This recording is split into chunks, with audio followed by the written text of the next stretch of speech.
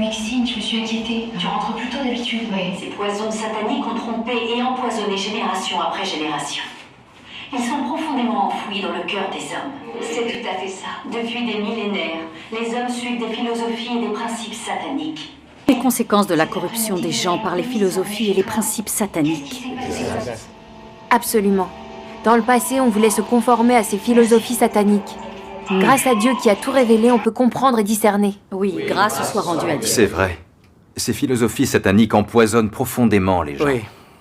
Dans notre société, la plupart des gens s'en tiennent à un juste milieu pour contenter tout le monde. Quand ils voient des êtres faire le mal, ils n'osent pas les arrêter. Et quand ils voient d'honnêtes gens qui souffrent, ils ne les protègent pas. Exact.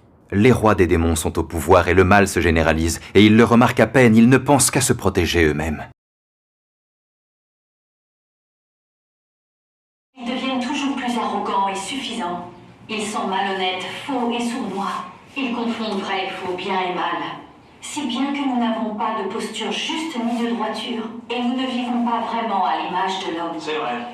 Bref, être honnête, c'est s'abstenir de toute impureté dans ses actions et ses paroles, et ne tromper ni Dieu ni l'homme. Sorian, lisez le passage suivant. D'accord. Grâce soit rendue à Dieu. Il nous dit avoir une norme pour une bonne humanité. Ce n'est pas prendre le chemin. Avoir lu la parole de Dieu, j'ai compris. Dieu aime les gens honnêtes. Et seuls les gens honnêtes sont de bonnes personnes. Oui. Les bonnes personnes ont une conscience et une raison. Elles sont sincères vis-à-vis de Dieu. Elles se soucient de la volonté de Dieu et traitent les autres avec équité. Oui. Ce sont des gens honnêtes et droits. Ils ne confondent pas l'amour et la haine. Et ils sont vertueux. Ils savent aimer et accepter la vérité. Et pratiquent la vérité une fois qu'ils la comprennent. Seuls ces gens-là sont de bonnes personnes aux yeux de Dieu.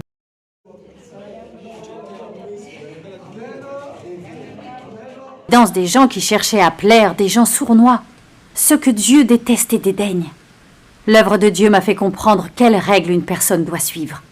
Et m'a montré qu'on ne doit jamais se fier à son imagination et ses fausses idées. Je devais seulement tâcher d'être une personne honnête selon la parole de Dieu. Et donc, si nous voulons plaire à Dieu, nous devons d'abord changer nos actions et notre mode d'existence.